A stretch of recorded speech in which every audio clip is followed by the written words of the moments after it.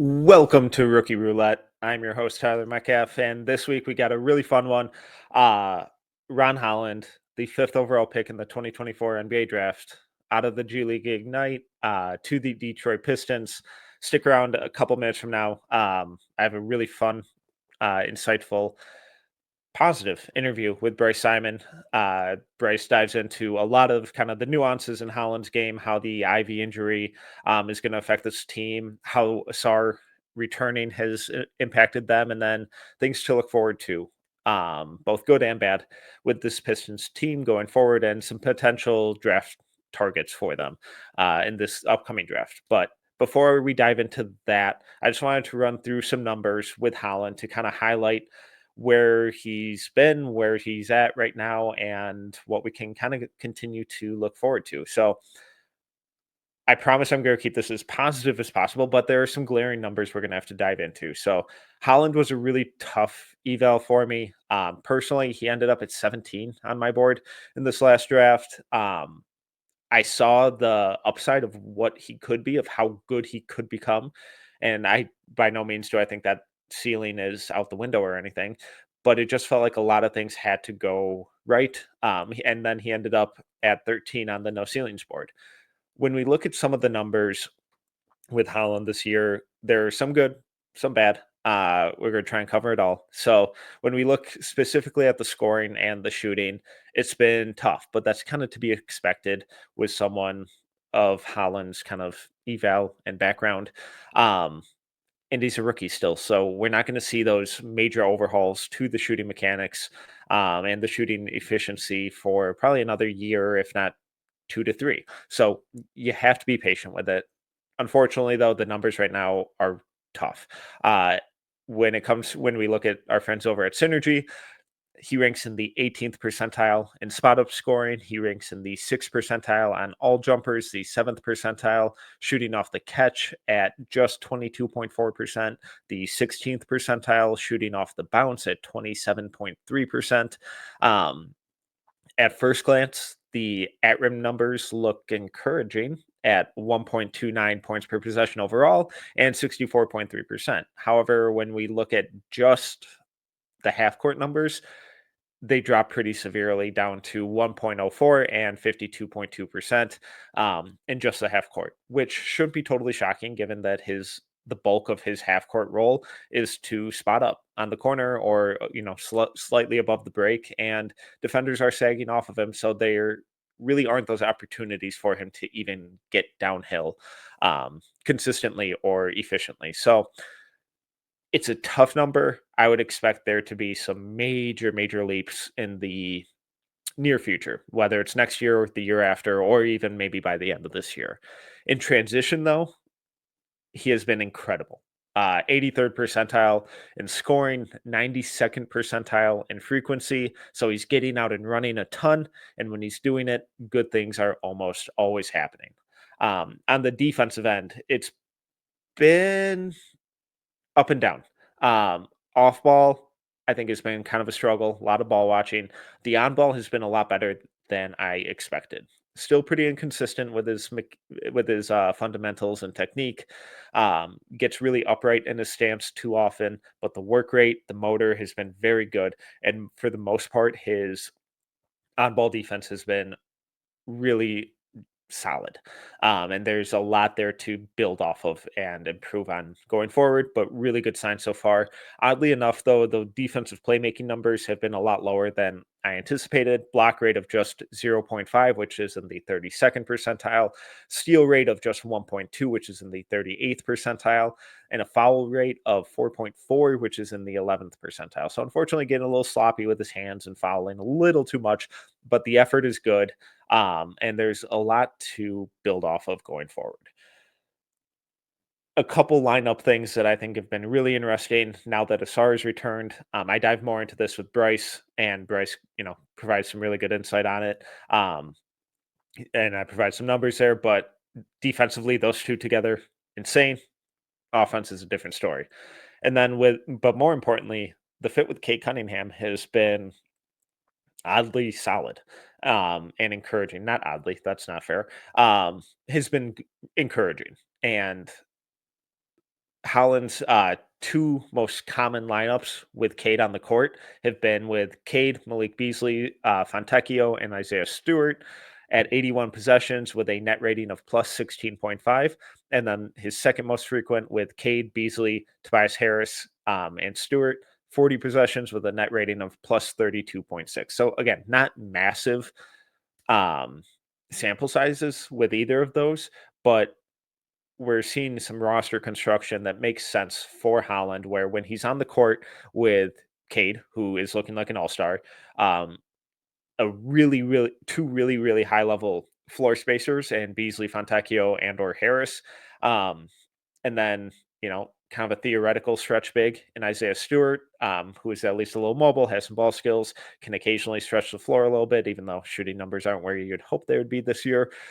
But that kind of base level roster construction, good things are tending to happen. So I would love to see more of Holland kind of being used in those handoff actions and running off screens a little more, like we saw in the Ignite, where they're able to manufacture opportunities for him to get downhill and really utilize his athleticism and speed. He's a rookie. You got to work in and earn those reps, though. So it'll be really interesting going forward.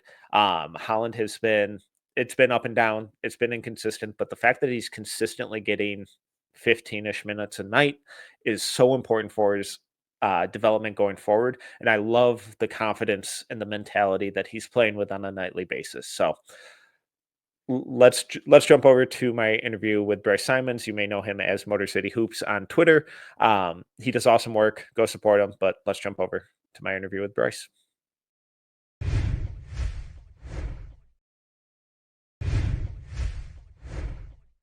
Very special guest joining me this week to talk a little Ron Holland and Detroit Pistons at large. You know him from the Pistons Pulse and the Game Theory Pods, or maybe just as Motor City Hoops on Twitter, but he is Bryce Simon. Bryce, how's it going? What's up, Tyler? How are you doing? I always like to show the bobblehead. I'm on a mission. I have very few agendas when it comes to this stuff, but B Bobbler should be the official bobblehead maker of the NBA. You can see how well they did on this. Like literally, it was a senior football player's gift to us coaches. They took a close-up picture and they were spot on with it. So that is my one agenda in this space, Metcalf, is trying to get B Bobbler, the official bobblehead sponsor of the NBA. All right. Well, now we're just pivoting off of Ron Holland talking. We're talking exclusively bobbleheads. No, it's uncanny likeness for those of you just listening. Yeah. Those watching on YouTube. Yeah, that is not very good audio stuff right there. I apologize for all of the listeners. It's a bobblehead that looks exactly like me. That's all you need to know. And go to B Bobbler if you're looking for a birthday gift. I guess Christmas gifts are past now. So birthday gift for somebody, B Bobbler, and you can hook them up. Bryce does awesome work, obviously, on the Game Theory Pod covering the NBA at large, but also Pistons specific, with his game notes on Substack and the Pistons Pulse podcast with Omari Sankofa. Really good stuff. So obviously had to bring him on to talk Ron Holland specifically. I promise I'm going to try and stay as positive as I can throughout this. But it seems like it's been a little bit of a roller coaster with Ron Holland. Before we kind of dive into the nitty gritty and the details of his season so far, I kind of want to start big picture. And when the pick was initially made, obviously fifth pick to the Pistons in this last draft, what was your initial reaction when Adam Silver announced that it was Ron Holland? Yeah, it was a surprise, to be honest with you, Metcalf. Like, I was surprised. This is where this is Trey. For people that don't know, Troy Weaver had gotten, I guess, technically not fired. He had gotten hired over. Trajan Langdon got a position above him. And then, as you would imagine, Troy Weaver decided to not stay with the organization anymore. And so this was Trajan Langdon's first pick. And it was interesting to see where he would go with that. It seemed like shooting was going to be a priority for this team, right? Put some floor spacing. When Ron Holland was selected, we didn't know that Malik Beasley would be added to the roster, Tim Hardaway Jr., Tobias Harris, those moves would be made. It made a little bit more sense after that, but I was surprised that they had added yet another kind of non-floor spacer or a work in project floor spacer after Jaden Ivey, who actually has shot the ball extremely well this year before the unfortunate injury. Asar Thompson obviously doesn't space the floor. Jalen Duren doesn't space the floor. Isaiah Stewart doesn't space the floor anymore for some reason. So it was just a weird addition in regards to that. I will say Ron Holland was an interesting prospect for me because I do think he has the makings of a two-way wing, but the chances of him hitting that, I don't know that are super high, but I kind of understood Trajan going, we need one of these. Right now, if you ask Pistons fans what they need, Metcalf, it is that type of player, like a bucket-getting wing who also is good defensively. They're not easy to come by, so maybe it's worth the swing at the number 5 pick. Yeah, and I was really surprised too, just because like you mentioned, when we thought of their needs, he didn't really seem to fit any of them. But it also felt like a pick of, okay, like I do see the long term potential here with Ron, and it felt like a pick with that a new front office who has a little bit more job security, who has pitched a vision, a long term vision, and has a plan that they would make, and it kind of falls in line with the types of wings and athletes that the Pelicans tended to target when Langdon was down there. Bringing up Fred Vinson as well Yeah. made that a little more encouraging to me. How since draft night, how have your kind of reactions or feelings to Ron Holland, both the pick and the prospect, how have those changed, if at all, since then? Not a lot, to be honest with you. I think he still is the same potential player. We see flashes of that. If anything, where I feel like I was wrong, and it'd be interesting to get where you were at on this. I was a little lower on Ron Holland's defense through the draft. Like he got this reputation as a Same. big time defender. I thought his motor was good. I thought his actual defensive production wasn't matching what people were referring to him as. I will say, I think his defense has been a little better than I expected so far in his rookie year. Now, this all comes down to expectations. His offense has been a little bit more of a struggle. I didn't expect him to come in and shoot 37% from 3, but I didn't think he would be down at 22% like what we've seen so far. Again, I knew there was going to be floor spacing concerns, but it's been more than what I expected. Honestly, the place he's flourished is in transition. If you look at some of Ron Holland's just raw numbers, it's like, oh, well, from 2-point, he's 62%. I think even Synergy has his rim finishing numbers really, really good. A lot of that is transition. If you go to Synergy and click on just half court, I think those at the rim numbers on layups goes below 50%. So you continue to see the idea of what he could be, but you can also see that it's going to take some time before that is realized, if it is realized. Yeah, I was kind of with you on the defense where the highlight films, I mean, the highlight films always look great. If you find a bad highlight film, that's more concerning. Yeah. But I was kind of with you, whereas like it felt like the effort kind of came and went, the technique and the fundamentals weren't always there. I'm still getting some of those vibes, but like his on-ball defense in general feels a lot more consistent and reliable this year Yeah. than it did last year, where oddly enough, though, I kind of expected the defensive playmaking to be, at least the metrics, to be a little higher than they have been. I Yeah. think some of that is he kind of gets caught ball watching and falling asleep off ball like 99% of rookies do. So I don't think it's a big issue long term. But I'm kind of with you where the on ball stuff specifically has been a little more consistent. You know, there's some still technique and fundamental stuff that he needs to clean up and, sit down in your stance a little more. But the effort, the attention to detail, some of the screen navigation has been a little better than I was kind of expecting, at least based on the Ignites film. I would agree with you on the playmaking as well. I thought if anything, he'd come in and he would jump a passing lane, even if Yeah. he gave up 3 back doors on the other Yes. side of jumping that passing lane. That playmaking hasn't been as much. I think his best moments have been just guarding at the point of attack. He had one. Listen, the Nuggets blew him out. The end of the bench guys came in and actually made that game a little closer. But he had some really good point of attack on ball reps versus Jamal Murray in that fourth quarter. And the thing is, Detroit's not very good defensively. Like even their defensive rating right now looks better than what it's been over the last month because they had a really good start to the season. The first few weeks, they were a top 10 defense. They fall into like 18th or 19th, which tells you where it's been over the last, how many ever games. So whenever somebody puts together a really good defensive possession or quarter or, whatever, it really, really stands out for this team.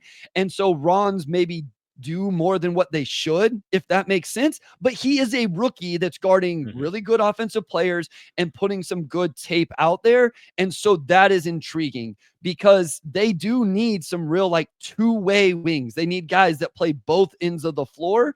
And there's improvements on both ends for Ron Holland, but that defense has been better than what I expected. Like I said, like my expectations were that he would really struggle. And for a rookie wing, I think he's had some really good moments. And just kind of building off of that, I honestly wasn't totally sure what his role and minute share was going to be coming into the season, just because of, the offense. Well, we can get to the offense in a minute, but like it seemed like there was so much room that he needed to grow in so many different areas of his game.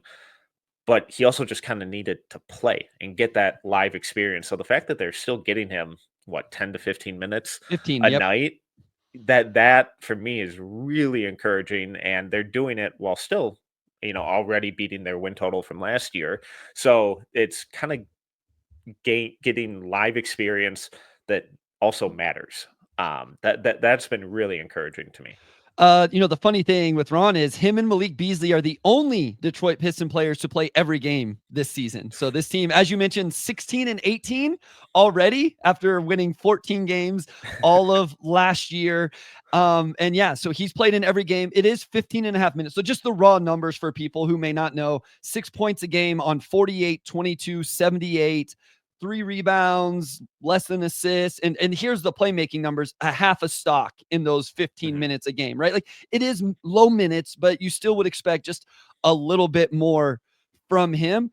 I think what opened up minutes truly, Metcalf, was the unfortunate injury or health situation with Asar Thompson to start the season. So for people who don't know, Asar Thompson had blood clots, missed the end of last season, missed the beginning of this season. He's only played 14 games since returning, and his minutes are low as well at just 17, 18 a game. And so what we've seen up until the last couple of games is those guys staggered in a way that they both aren't on the floor, because for the most part, the Pistons don't have a floor spacing big. So you can't have non-floor spacing bigs and two wings that don't shoot the ball. That causes spacing concerns. And so a lot of times those guys are staggered. Now, recently, it hasn't been that as much. Those guys have been on the floor together a little bit, and I assume will be moving forward because of the minutes that Jaden Ivey's injury has opened up. Great segue, because I was really intrigued with that pairing specifically, because at first glance they kind of mirror a lot of what each other kind of are. Big, athletic, physical wings who can't shoot but project as really high level defenders. And it's really low sample size right now. Per Cleaning the Glass, only 86 possessions so far. The offense is a disaster. 84.9 offensive rating, 0 percentile when those two share the court. 66.2 offensive rating in just the half court. But then you look at the defense and transition offense, and the numbers are insane. Where the defensive rating is 93.2, 100th percentile. Both half court and transition off defensive ratings are in at least the 99th percentile. Their transition frequency is at 22.1%, which is in the 100th percentile. And it's mainly off of live rebounds, where it's at 39.3%, which is the 99th percentile. What are you seeing with these two on the court at the same time? And is it feasible, both kind of short term and long term, for them to be sharing the court in extended minutes together? Hold on, I just got distracted. Are those Harry Potter books behind you? Yeah. This is amazing. I love it. That is awesome. I love it so much. That's so we did I was a guest on a Pistons podcast where we sorted all the Pistons players into the different Harry Potter houses. Oh, I love that. Yeah, a lot of fun. Okay, back to basketball. Short term, I don't think it's super feasible. I don't think you can play long stretches of minutes with those guys on the court. And when you do, you have to play a certain brand of basketball that you just outlined. You have to be disruptive defensively. Because listen, I I like Asar Thompson. He has some foundational, fundamental defensive things to work on himself. Like, I think Mhm. he is more of a disruptive defender right now than he is just like a solid guard, stay in front of you type of defender. So I would put those two guys on the court with Isaiah Stewart, or quite honestly, like Paul Reed is like his stock numbers are silly right now. Yeah. And his, like, I just, if those guys are on the floor, put Marcus Sasser, put Paul Reed, and just try to be disruptive defensively, and then go get out in transition, run the floor. Ron is really good there. Asar is a top 1% athlete in the NBA, and that's where you have to live. Because even if you did have Isaiah Stewart on the floor with him and he did get back to shooting threes, you still have two non-floor spacing wings, and Asar's non-floor spacing is worse than Ron Holland. Like, people will Yeah. just not guard him at all right now, like completely not guard him or put their big man on him or whatever. So I think you can play him in spurts in the short term, but you have to play a very specific style of basketball if you're going to do that. Kind of pivoting back to Holland specifically, in these first 30-ish games, what has kind of concerned you the most about his game right now and his kind of impact on the season and how that may affect the team building and his kind of individual development more long term as well? Yeah, I mean, I think one thing. What did you think about his decision making?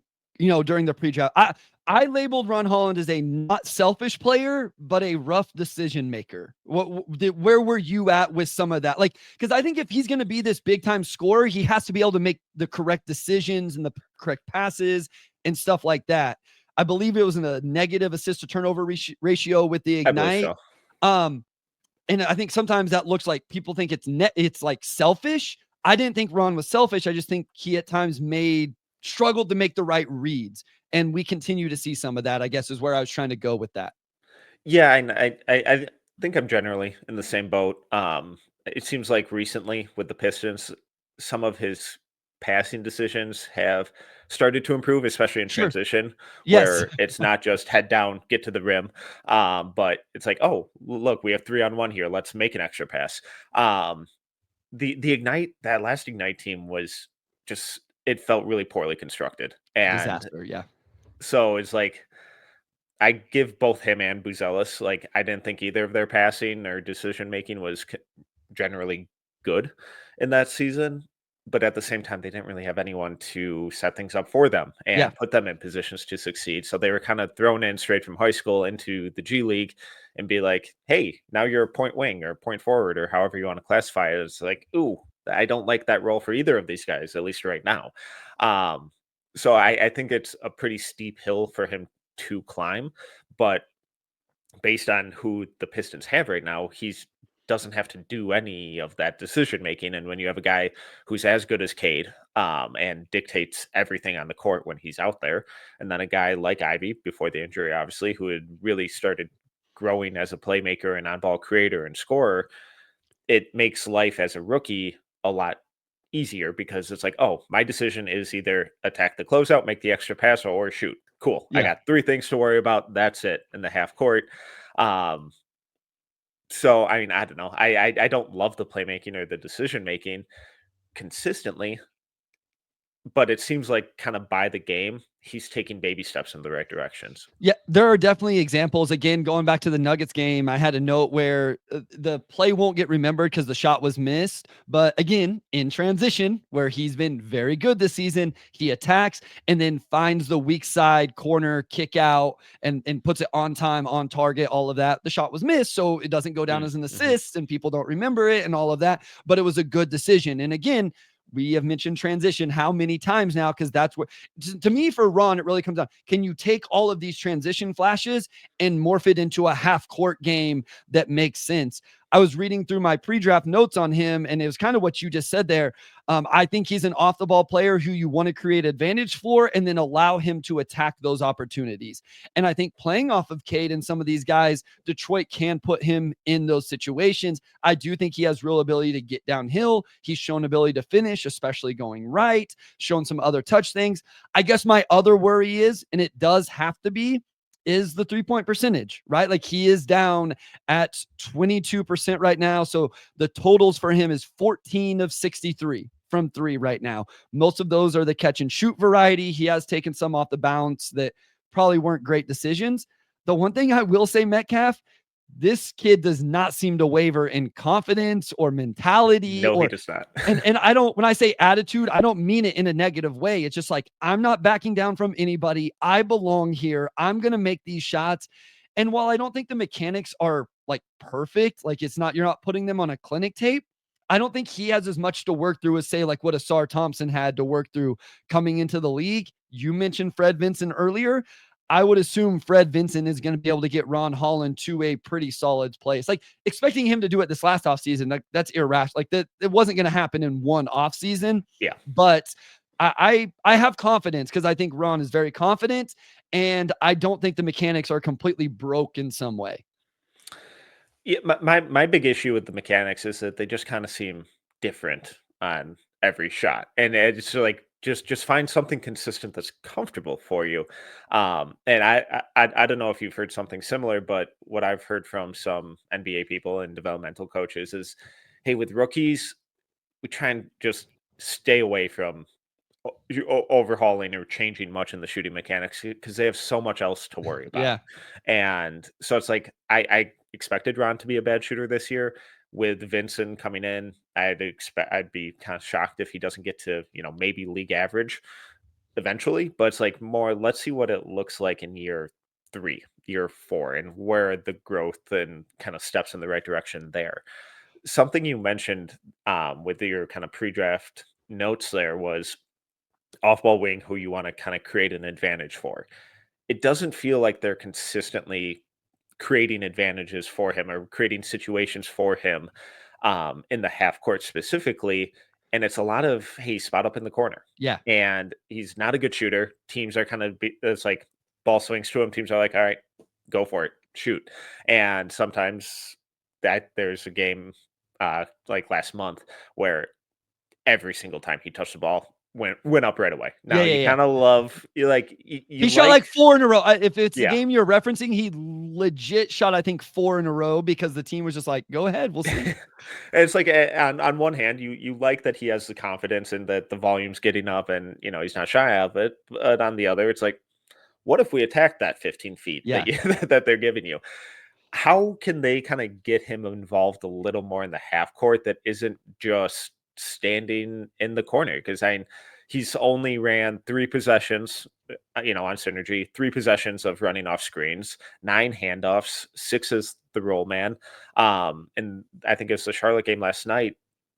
There was he had one really nice kind of floater through contact that he finished as a roller. Yeah. Something the Ignite did with him a ton was have him just kind of sprint off of cross screens and get downhill because he's so dang fast, especially when he has a sliver of space. Is it crashing the offensive boards more? How can they kind of in the half court get a little more out of him that's not just, hey, go stand in the corner?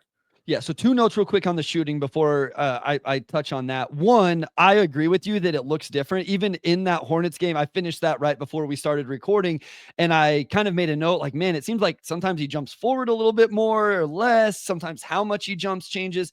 I agree. And then on the Fred Vincent note, Cade Cunningham and Jaden Ivey have made major strides with their 3-point shooting this year. So I don't know. I have no firsthand knowledge if that was Fred Vincent or just the fact those guys are a few more years into their career and whatever, but both of those guys are shooting better from 3 this season. To the Holland stuff in the half court, I just wonder if they haven't prioritized it, Metcalf. So one, think like they prioritize Jaden Ivey, right? Like in him doing some of these off the ball things. Right. And then the other thing I don't know that I always agree with, but JB has really definitely done is prioritize off ball, out of timeout actions, those things for the veterans. Sure. There are a lot of actions in the situations you're talking about that go to Tobias Harris, that go to Tim Hardaway Jr., that go to Malik Beasley. Again, I don't know how I feel about that, but that's where the priority has been with those guys. And then a lot of the things you're talking about where Ron could be successful probably are actions that Jaden Ivey's been getting. The other thing is, even though they don't share the floor a lot, is you have to be creative in the way you use Asar Thompson because you can't just stick him in the corner as well. I'm glad you brought up the pick and roll man, because I highlighted it in my notes on the Substack. Was okay, this was interesting because they do that with the SAR. Ron's not the same athlete, but I trust Ron to catch and go finish or hit a little floater, like you mentioned, whatever. So maybe when Ivy got hurt, we talked silver linings, right? Like, what are some potential? I think Ron Holland usage and pecking order in the offense and the way maybe they use him could be a silver lining in terms of like, hey, our second leading scorer is no longer here. Let's put a little bit more weight on this rookie that we took number 5 overall and see what he's able to handle and run some more of those half court actions that you're talking about. And all of that makes so much sense. And I'm nitpicking here because he was a top 5 pick, but also this is a team that has done historic losing these last couple of years, has a new coach, just needs to establish a culture of winning and expectations. And when you bring in some of these vets, it's like, yeah, these guys have earned usage. And Ron, you're a little more raw. Let's just focus on a few things. Let's simplify the responsibilities here and kind of put you in simple situations where we're not trying to draw more out of you than you're ready for. I think what's interesting with Ron Holland specifically is to really max. I think what you really want is that two-way wing. Like, that's really what you want, right? The defense, and then a guy that can go get a bunch of buckets for you on the offensive end. And it will be really interesting to track his development. Like, is this the best path, right? Where you like slowly work him into it. Is there an argument that maybe he should get some G League time at different times? But he just played in the G League. Now, a completely different context than playing for a Motor City Cruise team that is a little more well organized and all of that. I don't think that's the answer. It will be interesting to track because like he's not going to be a 3-and-D wing. You know what I mean? Like, I don't think he's ever going to be that type of shooter where it's like, oh yeah, that this is his archetype. I think it's the high-end comp was Jaylen Brown, right? Like, that's what you would hope to get from him. What's the best developmental path for him to get there? And that's what will be interesting to me, is how they go about trying to make that happen. Because if you got anything close to that, that would be such a huge win for this team, because that's desperately what they need, is that type of wing scorer to pair next to Cade Cunningham. What's kind of stood out to you and impressed you the most with his early game? Like, maybe gives you a sliver of hope that he could be one of those kind of outlier developmental stories like a Jaylen Brown. Because when Brown came in from Cal, he was kind of viewed in a oddly similar way as Holland, where there are so many questions, and it's like, oh, is the shot broken? Is he a good decision maker? Is he just an athlete? Can he only dribble with his right hand? Exactly. Well, that for some people that's still there. Yeah. But like, what have you seen from Holland that's really impressed you the most about like, oh, okay, I'm starting to see some of those really high end outcomes as realistic possibilities? Mentality. I think the more I do this, the more I'm like, and this is hard. Like, this as a draft evaluator, it's hard to get into like the headspace of a player, the confidence, the mentality, all of that stuff behind the scenes that I think, again, the more I'm around the NBA, the more you realize these guys struggle with confidence sometimes in their role. And Ron Holland has not wavered. He does not waver, and he does not back down. And so, like I mentioned earlier, the transition, into half court, the on ball defense, all the big picture for him to be the type of player and fill the role we've discussed that potentially could happen. You have to have a certain mentality. And I think Ron has that mentality. And that boosts the percentage chance for me just a little bit. Now, everything else has to come. He has to be able to make shots, and all of the other stuff that we've talked about needs improvement. But without the mentality, none of that stuff matters. And I don't know that I evaluated him on that mentality as much as I should have. It's something I'm still learning through this process of doing what we do. But that has been a welcome sign. I've been very impressed with his mentality, his continued confidence in a role where it's not easy, Metcalf, to play 15 minutes a night on a team that doesn't suck. Like, they don't suck. Like, it's one thing if they're winning 14 games, like like this team is winning some games. They're kind of, hey, we may be a play-in team, like all of that. And so that's not always an easy role to be in. And I think his mentality through all of that has been very good.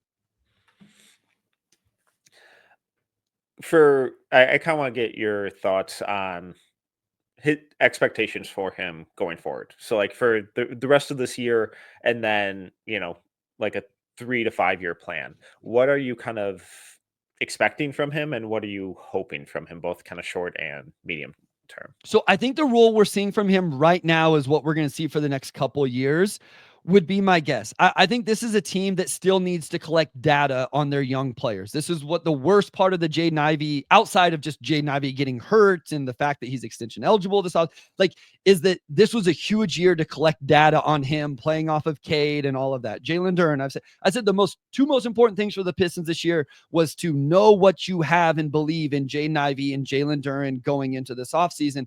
I think for Ron Holland, it's that as well. Like, collect more data on him, keep him in this role. Don't give him a role that's too large. Maybe you find a game at the end of the year where you can say like, hey, go crazy. Let's see what this looks like, depending on where they are at in the standings and those type of things. What's going to be interesting, it's going to be a very interesting offseason for the Pistons, Metcalf, because do you make a big move to go get a set? To me, Cade Cunningham is ready, right? Like, yeah. I think Cade Cunningham's 100%. Really good. I think he's probably an all-star right now, right on the borderline, continues to get better. This team will then, let's say they win 35 games this year, 30, whatever. They're going to want to take another step next year, right? You don't want to stagnate or anything. So do you think Jaden Ivey and Ron Holland can be those second stars? Do you not? Do you need to combine guys to go get them? That's where it's going to be interesting with Ron Holland. The idea I like the best is an older bucket getter to do that for a couple years while J.I. still works into it and while Ron still develops into it. But that's a tough needle to thread, and that's where I think Trajan has his work cut out for him. Would you like to see that move made like before this deadline or like next offseason? Offseason. Okay. Yeah, I don't want the Pistons to make a big move at the deadline. I've been steadfast in this. They positioned themselves with the Paul Reed move to be the best third team in a trade of anybody. They have the dumping ground. They have more dumping ground space, if you want to say, than any other team, because they got above the non-tax MLE that other teams could use in that type of situation. Here, the biggest reason is, again, data. Who is Jalen Duren? Who is Ron Holland? Who is Asar Thompson? More data. The other thing is, where does their pick land, right? Like, if they end up with the top three, if they do the Atlanta Hawks and end up with a top 3 pick, I don't know where you're at with some of these guys, but if you're going to add Cooper Flagg to the mix, then maybe you don't need to go do something. If you are an Ace Bailey guy and you think you can add him to the mix, you know what I mean? I would not do anything until I know where that draft pick. The other thing is, if they're really good for them and make the playoffs, they convey their pick to the Timberwolves. They don't even get their pick. Stinks, but now that opens up, versatility and because that pick has protections moving out. So then they would have some options of making a bigger move. So I would do nothing like that until this offseason. Makes sense. Kind of pivoting more towards the Pistons at large. Obviously, Jaden Ivey just broke his leg. Sounds like, weirdly enough, as it is with a broken leg, it sounds like a best case scenario. Correct. And surgery and everything went well. Is pretty clean in terms of leg breaks. God, the worst. Yes. But he was awesome. He was playing so well. And earlier in the season, I did after his first month or so, I kind of broke down his game, and it's like, oh man, the shooting, it looks great, but is it sustainable? It's sustained. The shot selection kind of reverted back a little more towards what it was the previous 2 years. But what were your impressions of Ivy so far this year compared to his first 2 years? And how big of a hit is it to lose him for the next couple months? Yeah, so just a little context for anybody who doesn't follow it close. The reason you correctly said best case scenario is when the injury happened, there was some speculation and not in a bad way. I think people were just trying to give their perspective of like dislocated ankle or knee or tendon, like all of those things that really derail and make you more nervous than, like you said, a broken, what sounds like a clean break of his lower leg, the tibia. or no, the fibula, excuse me. And, like already had surgery, reevaluated in 4 weeks. He's not going to be back on the court in 4 weeks, but reevaluated in 4 weeks is a lot better. Yeah. Even if he doesn't play this year, I would guess he is full go for the offseason, which means then he is full go to be prepared for the start of next season, as opposed to working into next season slower or something like that, right? So best case scenario under the circumstances. He was playing very well. I think defensive strides have slowly been made by him. He was very, very much a negative defender early in his career. I don't know that he's neutral now, but he's getting closer to that. Trending that way. It's trending that way. That's a great way of putting it. He's found this knack for like offensive rebounding. I've said that if you want to know what kind of night you're going to get from Jaden Ivey, because there are inconsistencies, track his offensive rebounding. Because it seems like when he's really active on the offensive boards, everything else about his process is really good. But there's no question the biggest growth was with the 3-point shot. He's over 40% right now. Like, he was having a great night that night. The catch and shoot numbers are even better, Metcalf. And honestly, that's all I care about. Yeah. I know he can attack closeouts because he's so fast. He doesn't need super hard closeouts the way some guys do. He just needs a little bit of one. So those catch and shoot numbers were putting a lot of pressure on defenses. But at the end of the day, he was finally getting used the way he should have. He was getting staggered with Cade. I always thought he could play off of Cade. He was showing that. And then he was getting staggered into the second unit where he could be a little bit more of the focal point. And that's what it should have been all along. And so it stinks because, yes, it was a 30-game sample, but you could convince yourself to not buy into that 3-point shooting off a 30-game sample, right? And another 40 games would have given you a lot of information on, okay, what kind of contract do we offer Jaden Ivey this offseason, right? Is he the second guy next to Cade, or is he the third, or is he a third guard? Or, I don't know that we fully have those answers now, and that makes the situation a little more complex. Where are you at with it? Like, it's your call. You got 30 seconds. Are we signing him? Are we not? I lean towards you kind of have to, not to the, rookie max extension necessarily, correct. But I think especially on a young, just playoff expectation or playoff hopeful team, I think he's pretty easily a really solid number 2 next to Cade. And then, maybe Asar and Holland or Duran take a bigger leap, and then he drops more into like that third, fourth, quote unquote starter role, where he probably long term on a contender makes a little more sense for him. But I feel like the growth that he's shown this year with a coach who actually wants to play him and empower him and play him at, in situations that he's best at, I feel like you kind of have to. Yeah, I would still give him that contract. Again, not the max. Like, we're not talking, he's not Franz Wagner, right? Like, if he was Franz, then the Pistons would be in the situation the Magic are in, where you have your dude and you have your other dude and you max out both and you feel good about it. He isn't that. I would try to get him on something that's more in like the 25 to 30 range. So like a Jaden McDaniels, Jalen Green-esque. Jalen Suggs. Like, I was just looking at Jalen Suggs, who, like, Suggs is, like, so good defensively. Unfortunately, he got hurt last night, I saw as well. I haven't looked at that Orlando team. Suggs's contract I love because it's descending. So he's 35 next year, and then it's down to 27 in 29-30. Can you imagine what that's going to look like in that season? So I think that's where I would be at with Jaden Ivey, where it's not so much that you couldn't move it. It would be salary matching if you decided to, you needed to package some of this stuff and move on. I've seen enough that I would be willing to give him that contract in some capacity. Maybe not the years that Suggs have. I think Suggs is 5, where Jalen Green's was 3, if I'm not mistaken. So maybe I just don't know what it looks like coming off the injury now. What does J.I. think coming off the injury, especially if we don't see him again this year? But that's where I would be. I like J.I. I was so intrigued to see like what he could put together for the full season as that second scoring option, especially off of Cade Cunningham. And now we're going to be, not get to. For those who may not be following the Pistons on a nightly basis, what else with this team has just really just stood out, whether good, bad, exciting, concerning, just weird and bizarre? What is something that's really stood out to you so far, and that fans could keep an eye on going forward. Cade Cunningham's very good at basketball. Yeah. I think, a lot of people, for some reason, I feel like Cade gets it. Like the analytics numbers, people really want to go at Cade because of the true shooting and the turnover percentage and and I get it. Like, I understand it, Metcalf.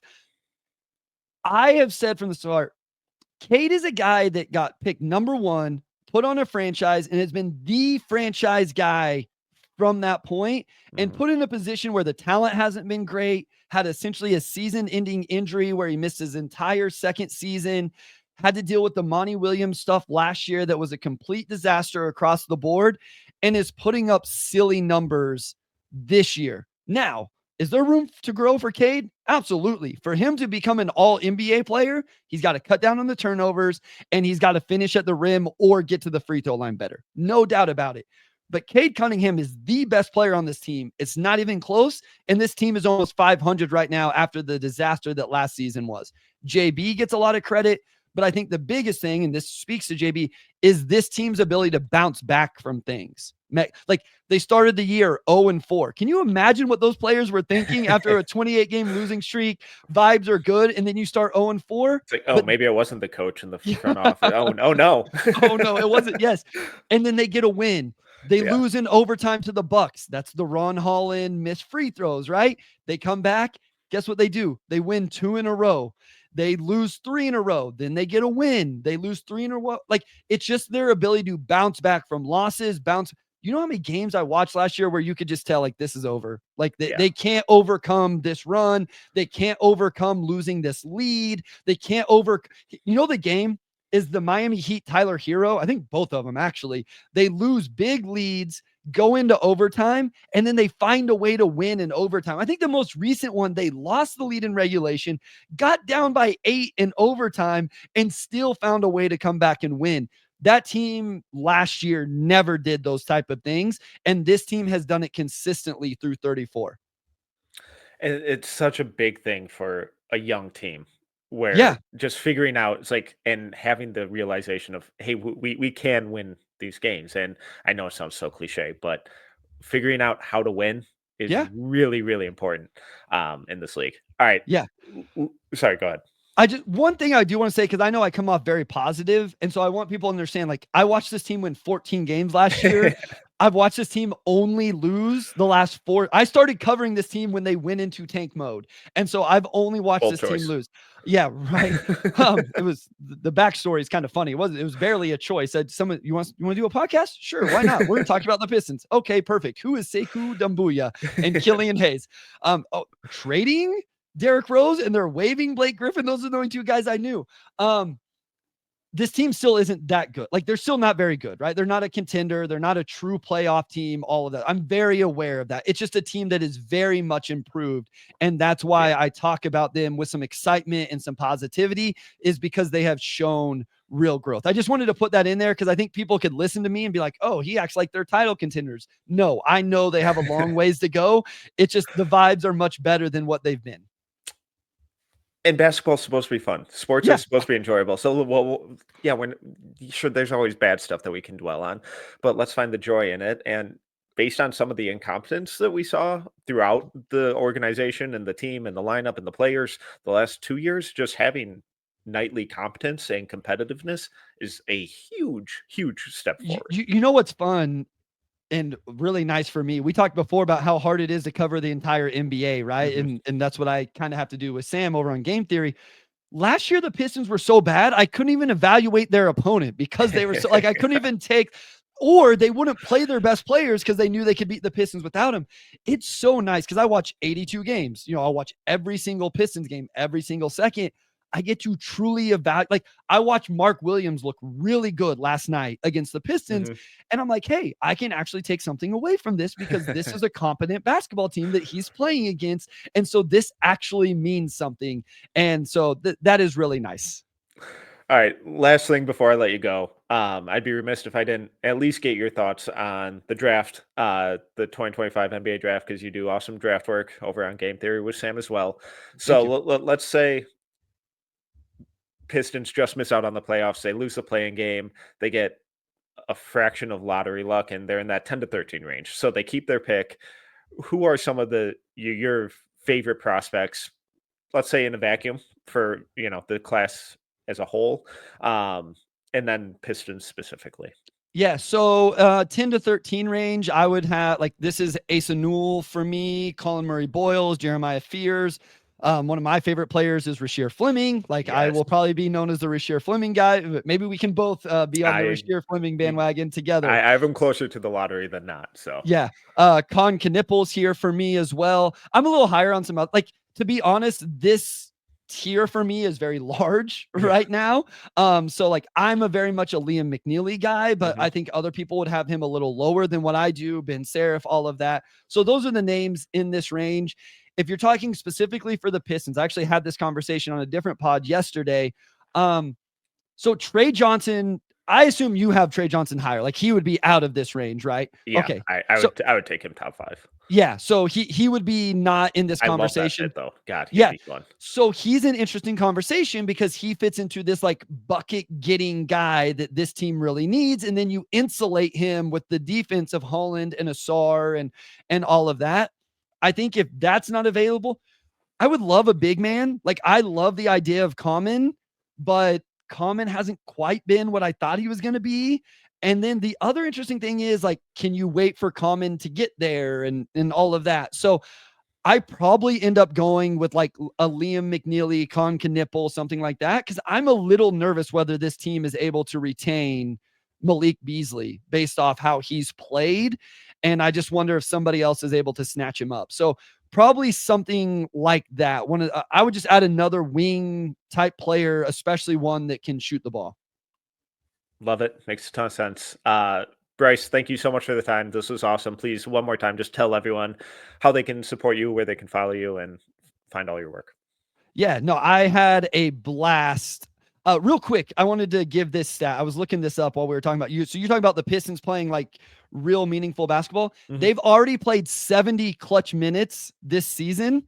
Guess how many clutch minutes they played last year? Oh, is it somehow going to be less? It's not less, but it's not a Okay. it's not less, but it's not a whole lot Like more. 95. Yeah, 114. So in 82 Jesus. games, they played 114 clutch minutes last season. And this season, they've already played 70. So you talk about getting a chance to play meaningful basketball, all of that. Like that's a really good indictment right there. So, yep. Thank you. I had so much fun. When you said 30 minutes, I was like, no way. I never do a podcast in 30 minutes. At Motor City Hoops on Twitter, on Blue Sky. I have the Motor City Hoops Substack. If your favorite team plays the Pistons, I make notes about them. So, for example, they played the Hornets last night on Friday night. I have like, I don't know, a half a paragraph about Mark Williams in that. So, if you're a Hornets fan, don't skip over the Pistons stuff. You can read the Hornets stuff. I do it for every team they play.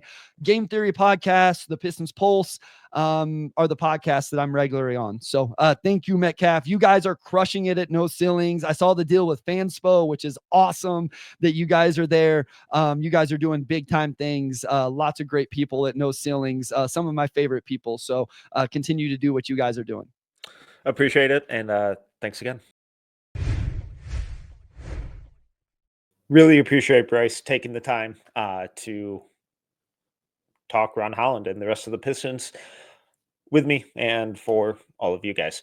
But before we move on, before we wrap this up, we got to figure out who we're talking about next week. We got to bring up the wheel. So let's go ahead, add it to the stage, give it a spin. It is going. And welcome to Rookie Roulette, Memphis Grizzlies center from Purdue. Should be a fun one. We'll get another great, really intelligent, insightful, and entertaining guest for you guys next week. We have a ton of great stuff going up as on the site per usual. In case you haven't seen it, the midterm highlight videos are up and continuously going up over on YouTube at No Ceilings. So if you haven't checked those out, go give them a look, catch up on this 2025 class. A lot of really fun talent, and Rutgers doing an awesome job with those videos as always. But until next time, see ya.